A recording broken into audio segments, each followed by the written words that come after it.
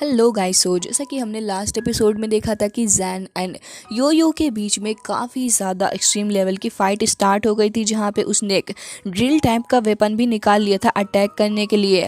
फिलहाल इस एपिसोड की स्टार्ट होती है एंड हम देखते हैं कि यहाँ पे जैन बहुत बुरे तरीके से मार रहा होता है यहाँ पे। लेकिन यहाँ पे फिर भी हम देखते हैं कि योयो कह रहा था कि तुम चाहे कुछ भी कर लो लेकिन मैं हार नहीं मानूंगा। उसके बाद वो पलट वार कर देता है। लेकिन हम देखते हैं कि यहाँ पे जैन कह रहा था कि तुम्हें नहीं लगता कि तुम मुझे कुछ ज़्यादा ही अंडर एस्टिमेट कर रहे हो। उसके बाद हम देखते हैं कि यहाँ पे उसकी बॉडी के अंदर से कुछ अजीब ही तरीके के वेपन्स निकलने लग गए थे, जैसे कि कुछ स्पाइडर हो उसके पीछे जो कि उसे सपोर्ट कर रहा हो। उसके थ्रू ही उसने योयो को पकड़ लिया था और फिर उसके बाद वो बहुत दूर धकेल के मारता है योयो को। योयो भी खुद को संभालने लग गया था, लेकिन अब उसकी हालत खराब हो चुकी थी, बल्कि उसके मुंह से ब्लड भी आ रहा होता है। तभी हम देखते हैं कि जैन उसकी तरफ आगे बढ़ता है और कहता है कि ये पावर है एक रियल एम्परर की, और तुम इसका कंपैरिजन कभी भी नहीं कर सकते हो मेरे साथ में। जिसके बाद हम देखते हैं कि यहाँ पे योयो और भी ज़्यादा भड़क चुका था, लेकिन इस सब का कुछ फ़ायदा हो नहीं रहा था, क्योंकि जैन तुरंत ही एक और वेपन निकाल लेता है जिसके थ्रू वो अटैक करे जा रहा था।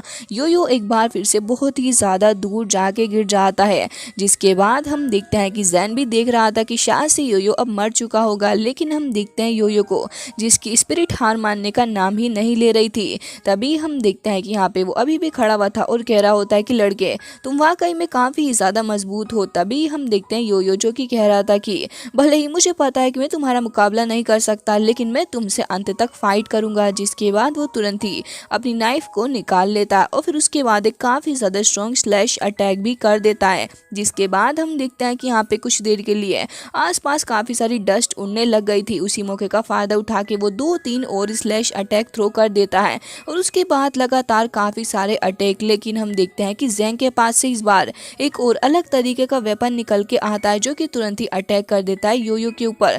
योयो उससे बच के भाग रहा होता है, लेकिन हम देखते हैं कि यहाँ पे वो क्रिस्टल्स लगातार आते जा रहे होते हैं जिनका मुकाबला योयो को करना था। तभी हम देखते हैं कि उसके पास से कुछ अजीब सी चीज़ों को वो शूट कर रहा होता है योयो के ऊपर। योयो अब नीचे गिर चुका था। खुद को संभालते हुए वो उठ के खड़ा होने की कोशिश कर रहा होता है और ये भी समझ रहा था कि आखिर इस लड़के के पास में कोई तो अजीब सी पावर है, जो कि बार बार ये अपने वेपन को चेंज कर लेता है। इसके बाद योयो कह रहा था कि तुम वाकई में स्ट्रांग हो। तभी हम देखते हैं उस लेडी को जो कि कह रही थी कि लड़के अब हार मान जाओ। तभी योयो एक बार फिर से उठ के खड़ा हो जाता है, उन्हें शॉक करते हुए एक बार फिर से अपनी नाइफ से अटैक करता है। तभी आसपास एक बार फिर से डस्ट उड़ने लग जाती है, तो फिर वो पर्सन उस डस्ट को हटा देता है और उसके बाद फिर योयो एक बार फिर से अपनी नाइफ लेके अटैक करने जा ही रहा था, लेकिन एक बार फिर से वो अपने वेपन के थ्रू अटैक कर देता है, जिसकी वजह से यहाँ पे योयो को शायद से हिट हो गया था। लेकिन ये उस जैन की गलत फहमी थी, क्योंकि योयो को हिट नहीं हुआ था, बल्कि योयो तो उसके सामने ही आके खड़ा हो जाता है और फिर उसके बाद वो एक डेविल स्माइल देते हुए तुरंत ही अटैक करने जा रहा था। लेकिन तभी हम देखते हैं कि एक बार फिर से उसने अपने वेपन को चेंज कर लिया था एंड हम देखते हैं कि यहाँ पे वो उसके स्टमक के अंदर अटैक कर देता है, जिसकी वजह से यहाँ पे योयो का खेल तो ऑलमोस्ट खत्म ही होने वाला था। तभी जैन उसको कहता है कि तुम्हें क्या लगा कि मैं तुमसे इतनी आसानी से हार जाऊंगा? मेरे पास जो वेपन है मैं उन्हें किसी भी तरीके से चेंज कर सकता हूँ। तभी हम देखते हैं योयो को, जो कि अपनी नाइफ का सहारा लेके खड़ा हो जाता है और कह रहा था कि मैं अंत तक तुमसे लड़ूंगा। तभी उस लेडी को देखते हैं जो कि कह रही थी कि अगर तुम्हें ना पता हो तो मैं बता दूं कि जैन के पास बहुत सारे ट्रीजर्स हैं, इतने सारे ट्रीजर कि वो जब चाहे जब किसी भी नए तरीके के हथियार को बना सकता है और उसका इस्तेमाल करके अपने ओपोनेंट को भी मार देता है। तभी यहाँ पे जैन कहता है कि तुमने इसे सच बता दिया, लेकिन उससे भी कुछ फर्क पड़ता है नहीं। जिसके बाद हम देखते हैं कि वो एक बार फिर से एक बहुत ही ज़्यादा अजीब और शार्प तरीके के वेपन को समन कर लेता है। जिसके बाद हम देखते हैं कि योयो भी उसके सामने ही खड़ा था और वो भी अपनी पावर को रिलीज करने लग गया था और कह रहा होता है कि तुम मेरा कुछ भी नहीं बिगाड़ सकते, भले ही कोशिश करके देख लो। जिसके बाद वो तुरंत ही आगे भी बढ़ने लग जाता है। तो हम देखते हैं जैन को, जो कि कह रहा था कि तुम कितनी कोशिशें कर रहे हो, मुझे तो हंसी आती है। और उसके बाद फिर वो अपने वेपन का इस्तेमाल करते हुए अटैक थ्रो कर देता है योयो के ऊपर। योयो भी अपने काफ़ी ज़्यादा क्लासिक मूव्स के साथ में बच जाता है उससे। अब यहाँ पे वो अपने उन्हीं स्प्रिंग्स के थ्रू योयो को पकड़ने की कोशिश कर रहा था। योयो नाइफ का इस्तेमाल करते हुए लगातार उनको काटता जा रहा होता है, तभी वो उसके काफ़ी ज़्यादा क्लोज आ गया था। और उसके बाद हम देखते हैं कि यहाँ पे योयो के ऊपर अटैक करने ही वाला होता है। वो अटैक बहुत ज़्यादा स्ट्रॉन्ग था और देख के तो लग रहा होता है कि योयो शायद से इसे रोक नहीं पाएगा, लेकिन योयो अब चिल्लाने लग जाता है। एंड हम देखते हैं कि एक्सट्रीम लेवल की पावर उसकी बॉडी के अंदर से रिलीज होती है। कुछ देर के लिए तो जैन भी सोच में पड़ चुका था कि आखिर मसला है क्या, लेकिन तभी योयो को देखते हैं जो कि बहुत शार्पली आगे बढ़ते हुए अटैक कर देता है। एंड हम देखते हैं कि इस बार उसने अटैक कर दिया था, जिसकी वजह से यहाँ पे कुछ देर के लिए तो उसके वेपन भी अब उसका साथ नहीं दे रहे होते, क्योंकि अटैक उसने हाथ पर किया था। तभी हम देखते हैं कि वो वेपन आके हिट करने वाला था योयो को। वो अपनी नाइफ का इस्तेमाल करते हुए रोकने की कोशिश कर रहा होता है उन्हीं वेपन्स को, लेकिन वेपन का वजन काफ़ी ज़्यादा था, जिसकी वजह से योयो अल्टीमेटली जाके गिर ही जाता है। तब हम देखते हैं कि जैन उठ के खड़ा हो गया था और अब वो कह रहा होता है कि क्या तुम अभी भी मेरे साथ में फाइट करना चाहोगे। तभी योयो भी उसको कहता है कि ऑफ कोर्स मैं तुम्हारे साथ में फाइट करूंगा। जिसके बाद यहाँ पे वो अपना वेपन दिखाते हुए धमकी देता है कि ठीक है चलो देखो कि मैं तुम्हें कैसे मार सकता हूँ। जिसके बाद योयो भी आगे बढ़ने लग गया था, लेकिन तभी हम देखते हैं कि वो लेडी इन दोनों को ही रोक लेती है और कह रही होती है कि बस बहुत हो गया। और उसके बाद हम देखते हैं कि लेडी के हाथ में से कुछ मिस्टीरियस पावर जो कि तुरंत ही आगे बढ़ रही होती है। एंड यहाँ पे वो लेडी कह रही थी कि बस करो, अब इससे फाइट करने की ज़रूरत नहीं है, ये है तो हमारे एंसिस्टर्स की ही तरह।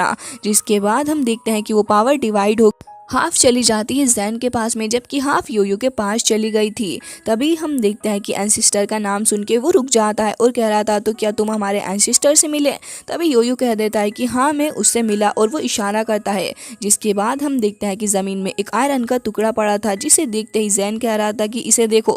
वो तुरंत ही उसको उठा लेता है और कह रहा था कि तुमने जितना कुछ भी किया उसके बदले में ये टुकड़ा मैं तुम्हें देता हूँ। जिसके बाद हम देखते हैं कि उसकी पावर भी जाके मर्ज हो चुकी थी उन्हीं सोर्ड्स के अंदर, जिसकी वजह से अब वो सोर्ड पहले से भी काफ़ी ज़्यादा स्ट्रॉन्ग हो चुकी थी और उनके ऊपर एक मार्क भी अपीयर हो गया था, साथ साथ काफ़ी सारी स्पिरिचुअल पावर भी।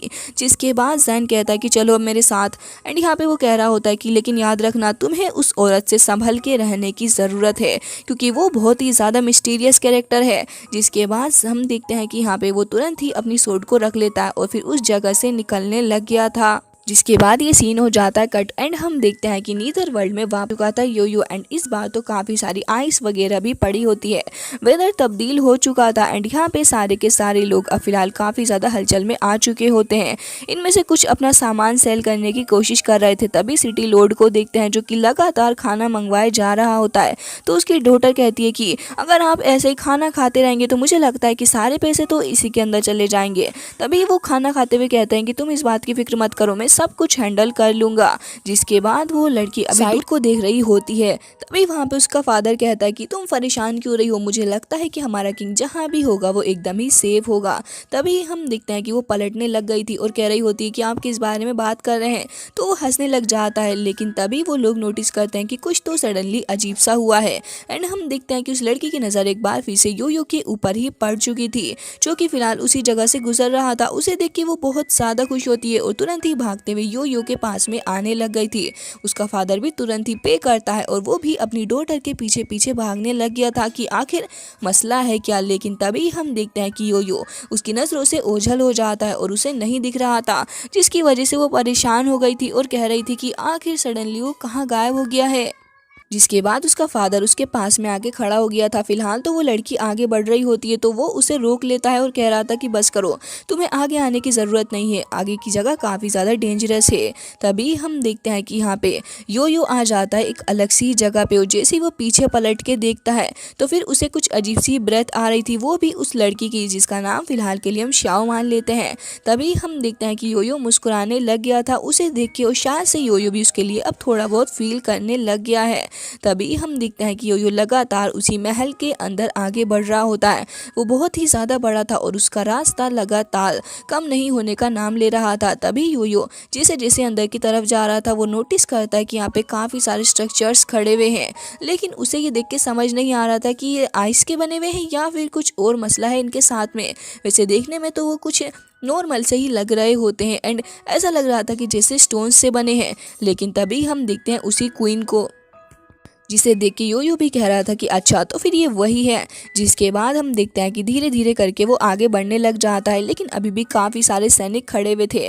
तभी हम देखते हैं कि वो महल के अंदर एंट्री कर लेता है। तो फिर वो उसको देख के कहने लग गई थी कि खड़े क्या हो, मेरे पास आओ। तो लड़की उसे गाइड करने लग जाती है एंड योयो उसी के सामने जाके बैठ गया था। जिसके बाद वो इशारा करती है तो फिर वो लड़की भी वहाँ से निकल ही गई थी। तभी हम देखते हैं कि वो योयो को कह रही होती है कि तुम बिल्कुल भी परेशान मत हो, हम अपने गेस्ट को पॉइजन नहीं देते हैं, बल्कि मैं तो तुम्हें यहाँ पे एक अच्छी खासी ट्रीट दूंगी। मुझे लगता है कि तुम्हें यहाँ पे आने के बाद परेशान होने की ज़रूरत नहीं है।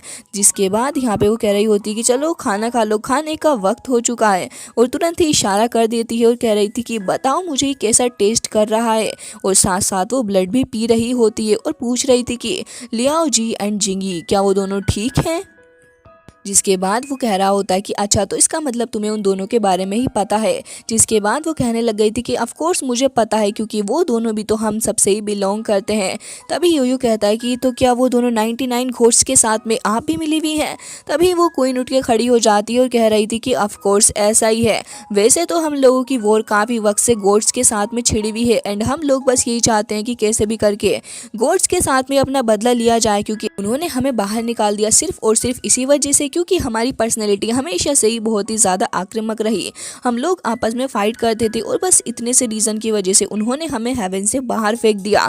हम उनसे बदला लेंगे। योयो भी देख रहा होता है तो वो आगे कहने लग गई थी कि हम लोगों के बीच की वॉर काफ़ी सदियों से चली आ रही है और ये आगे भी चलती रहेगी जब तक कि हम उन गोड्स को मार नहीं देते। एंड मुझे लगता है कि हमारे 99 गोड्स हमारी इसके अंदर पूरे तरीके से हेल्प करेंगे और यही एक वजह है कि हम लोग पूरे तरीके से हेवन को ख़त्म करना चाहते हैं और फिर उस जगह पे अपना राज करेंगे, क्योंकि उन लोगों ने हमारे साथ भी कुछ अच्छा नहीं किया।